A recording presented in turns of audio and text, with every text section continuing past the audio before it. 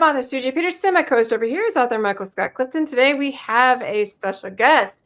It is author Mary Jane Owen, aka Michael.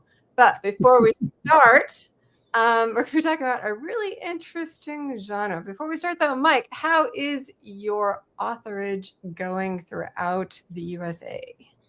So we had SpaCon in Hot Springs, Arkansas this past weekend, and we haven't been to it in 5 years. And so this is our sort of return to it. Of course, Hot Springs, a wonderful city, and sold a lot of books. It was really a good con for us. And CJ, because you with your association with Comic Cons, you do get to meet some really nice people, and you do get to meet and cross paths with some very creative people. Oh, yeah. And so we kind of cross paths to some of the same people. We've made friends with the lady that was doing the vendor next to us. She was extremely nice. Her and her husband had moved to Hot Springs a couple of years ago. She made dog bandanas, custom-made dog bandanas for anywhere from small dogs, to large dogs like collies and things like that. And she was a really, really nice lady. And I also usually get to meet people who are involved in some sort of with authors' books or publishing or artwork. And so ran across an illustrator who has been illustrating for several years now, primarily children's books, but actually he's doing an illustration for a more adult book, I think, this time around. And he's from Kansas City. He had a booth there in Hot Springs, and of course, Mets and the lady next to us, the vendor that made the dog bandanas, her husband had a book published, and I'm not a book, but he'd written a book and he never got it published. So again, CJ, you probably run across this all the time. I don't think I've been to a book event, whether it be a Comic Con or a smaller event, where I don't always get approached by people asking questions about writing, about publishing, about books. And so it's always nice to be able to sort of, give them some tips and things like this.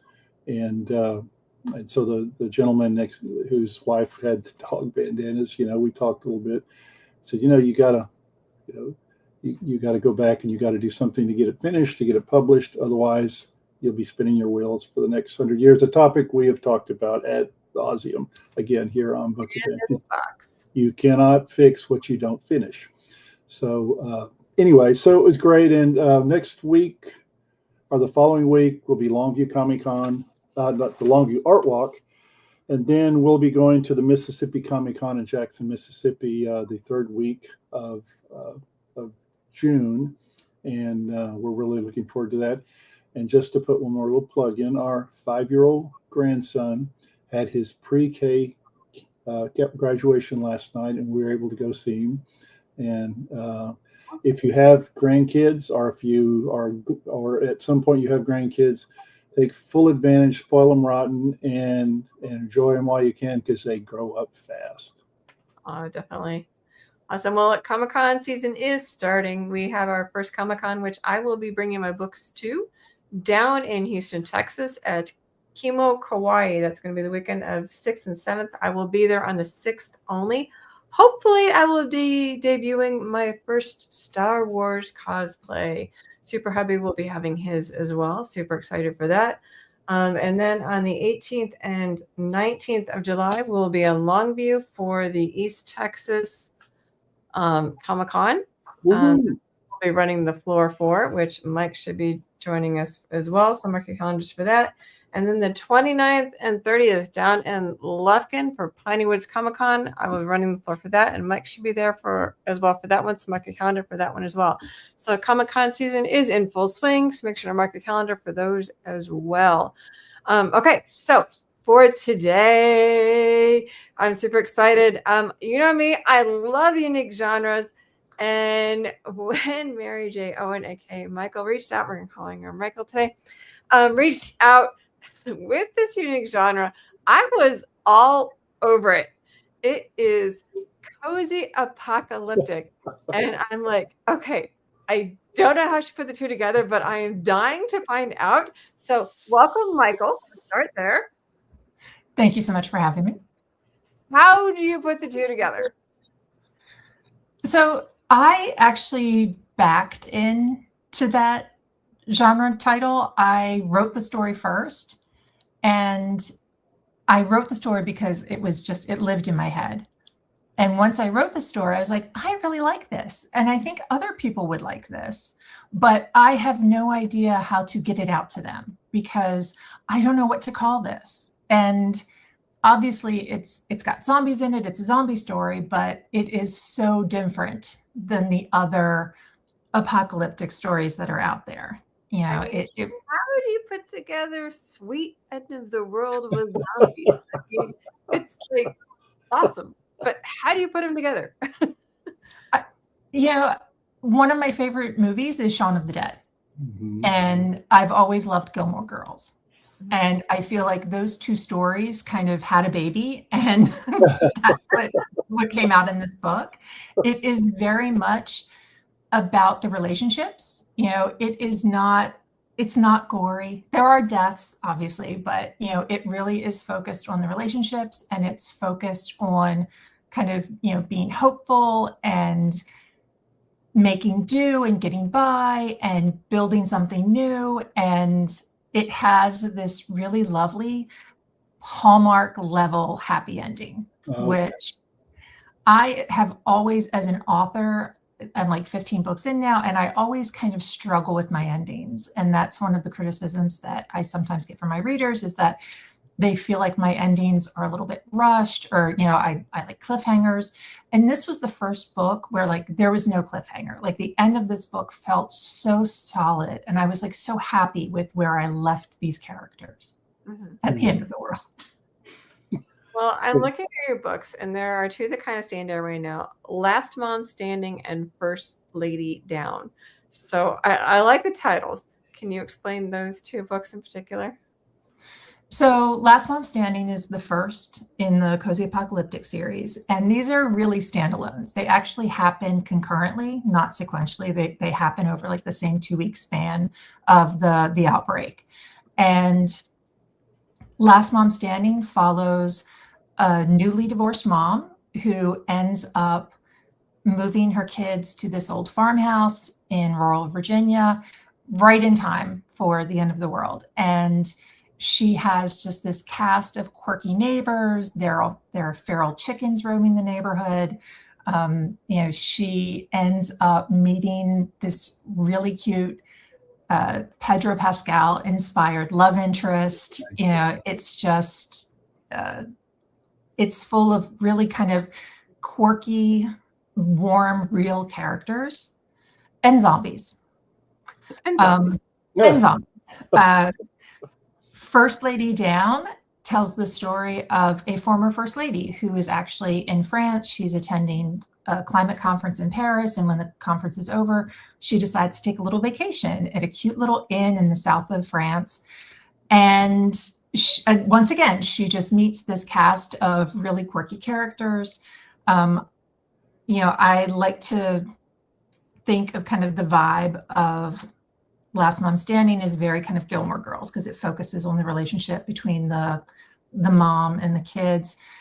The kind of core relationships of First Lady Down is very Golden Girls. They are all older women. The main character is in her 60s. They have kind of a whole different viewpoint. They're all widows, and they're very much strong, independent women who form a very close relationship with each other. And once again, she has a cute little love interest. The inspiration for this story was actually the relationship between Julie Andrews and Hector Alonso's characters in Princess Diaries. Oh, okay. And when I love that little romance. I thought that was so cute. And when I started writing this book, I really wanted this main character, Henel, can't speak today.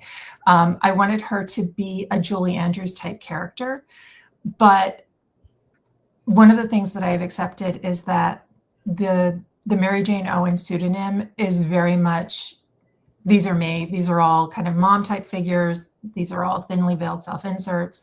And this character kind of morphed during the writing from Julie Andrews to Dorothy Zbornak from Golden Girls. Oh, yeah.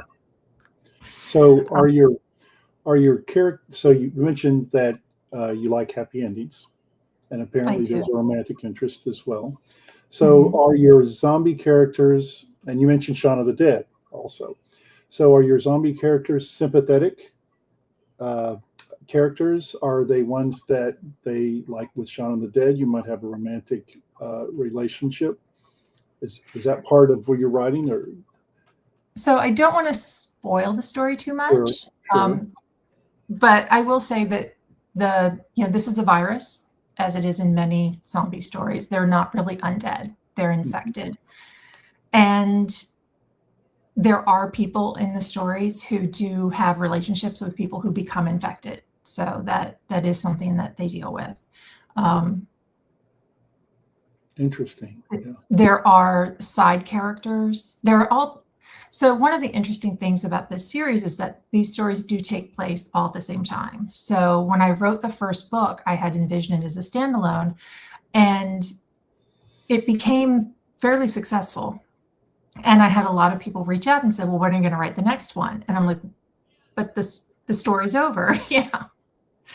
And I came up with the idea of, well, there are so many other people in this universe who are having a different experience of these same events.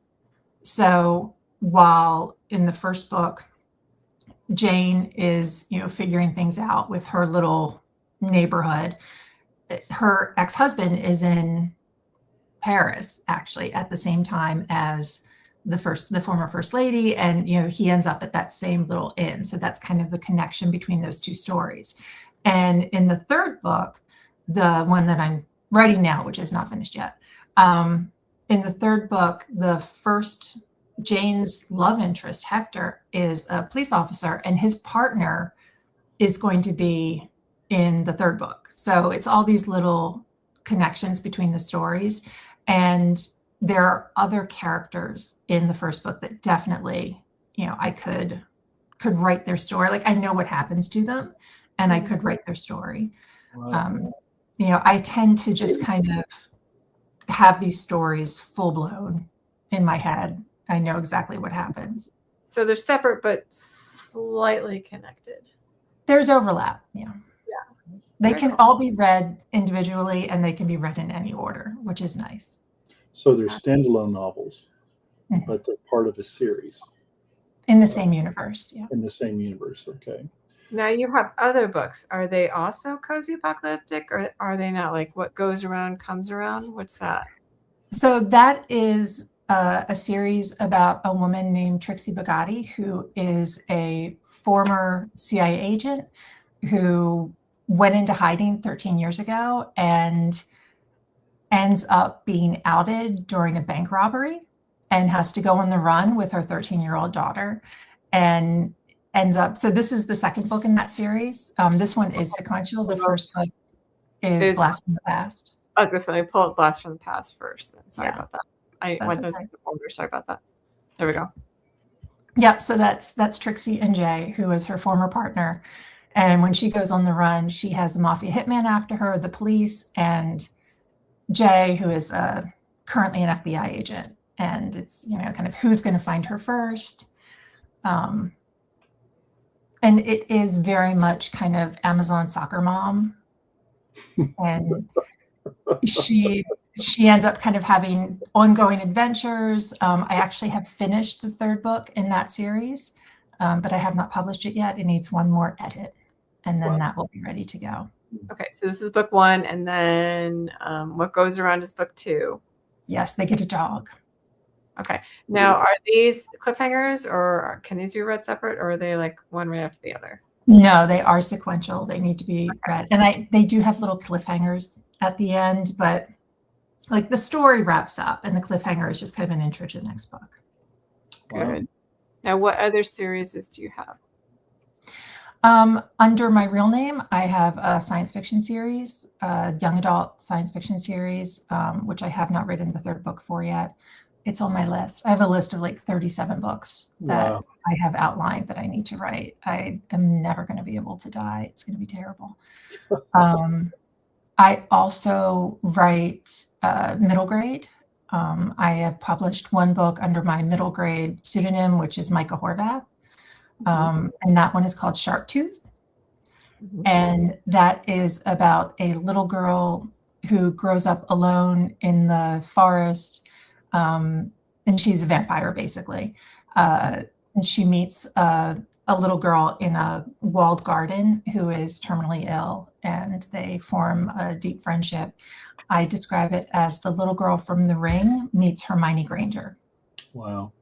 Wait a minute, the little girl from The Ring, as in the one with the hair in front of her face? Yeah, that's No, that's That's pretty scary. Yeah, pretty spooky. I guess you get asked these questions a lot because I think we all do. But what got you started on your writing journey? How did that come about? I have been writing since I was little. Like, I don't remember a time when I was not writing. I won a writing contest when I was in like the 4th grade. I think that's the first time that I had the idea that, like, I am a writer, But I think, like a lot of people, especially of my generation, writing wasn't something that was an option as your career. You needed something else. Writing was a hobby. So it really wasn't until I retired that I went back to writing full time. And I've just been writing pretty much nonstop since then. Wow. The first book I published was my sci-fi story that I started in high school in 1989. Wow. So, And what story is that one? Which one's that? that's called Windless Sky. And that is about a girl. She's a farm girl, and her mom passes away, and she is sent to live with her dad, who is a Marine stationed out on the outer rim of space on a corporate-run space station. That's basically an ore processing plant. And when she gets out there, she finds that it's in transition. The government has basically ceded all of the space to the corporate entities, and the space station is now basically a complete corporate structure, and the Space Marines are now corporate security employees. Right. And that does not go well, as you might imagine. Do you find, because you're writing several different cross genres that are maybe science fiction, apocalypse, a little bit related, but have you found that that when you're trying to establish a market and a following of readers, that if you're writing a book that, for example, isn't apocalypse or isn't science fiction, does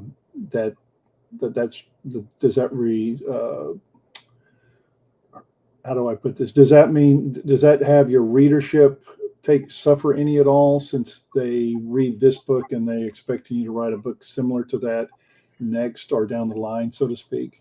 Yeah. This is why I use the pseudonyms. This is why every genre is under a different pen name, because I think that absolutely is an issue that authors face. And I am just constitutionally unable to stick to one genre, or even like a real genre. I'm just over here making stuff up, My most recent release is a book about a group of bikers, like a biker gang that says they're not a gang, they're just guys that like bikes.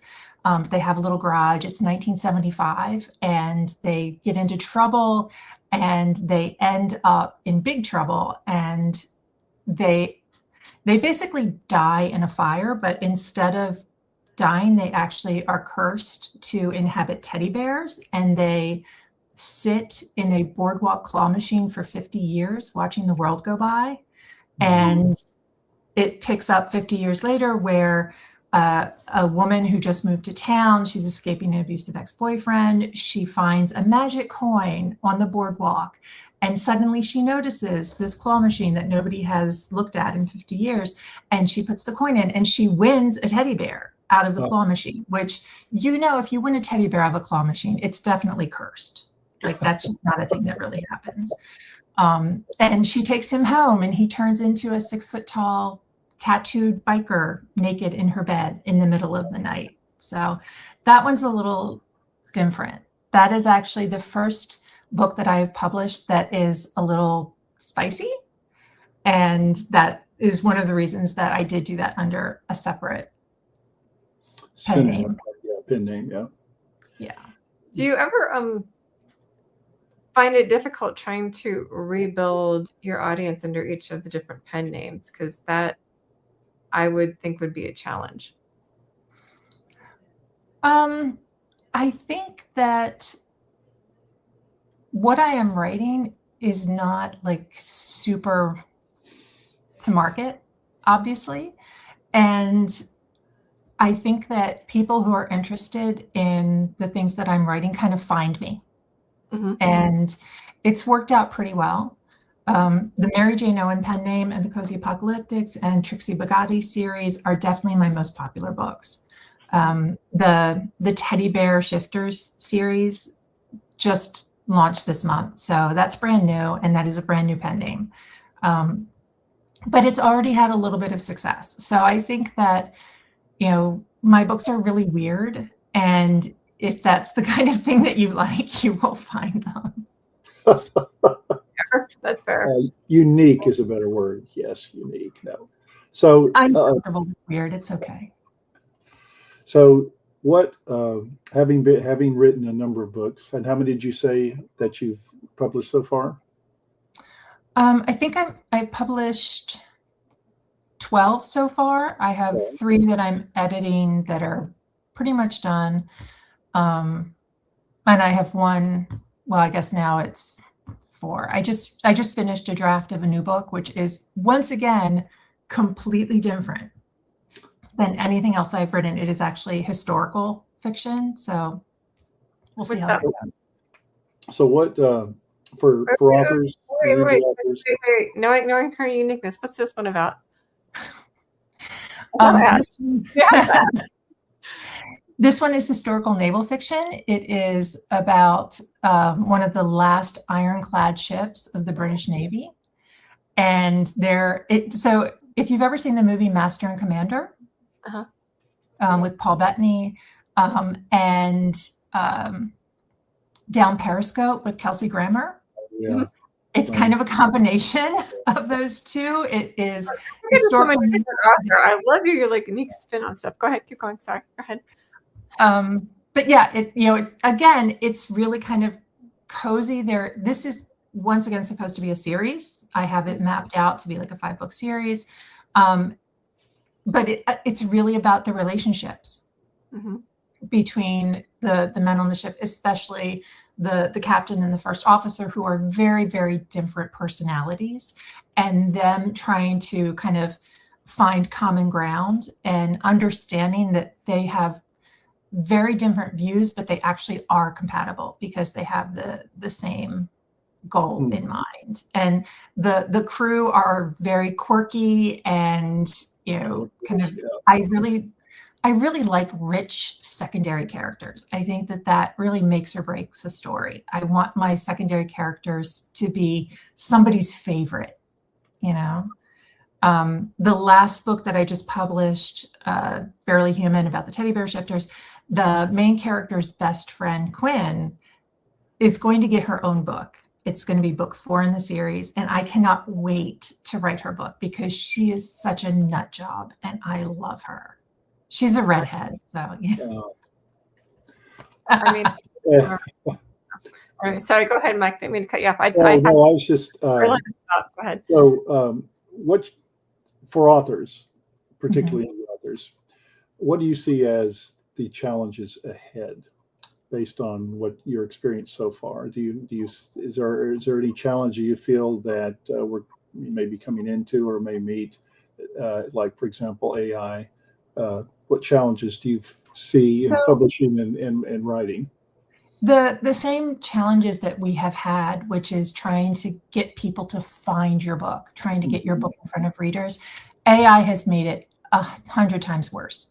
Yep. Because now there are just so many more books, and it is so hard for readers to know, if they've got 1,000 books in front of them, how do they know which ones are good? It's so hard to kind of convey that from your cover, your blurb. You really need people to give you the benefit of the doubt and sit down and read your book.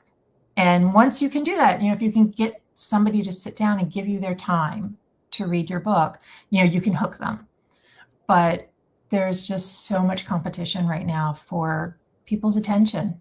And I mean, that's just in books. There's also other things competing for people's attention right now in the world at large. And that makes it difficult. I think this is a hard time to be an author. It is. There's a lot going on. Do you have any advice for somebody who maybe want to get into like apocalyptic? What advice would you give them? For me, the important thing is to know your story. Mm-hmm. I think that if you are trying to write to market, which is an awesome thing that people should do, even though I don't, this is one of those do as I say, not as I do things.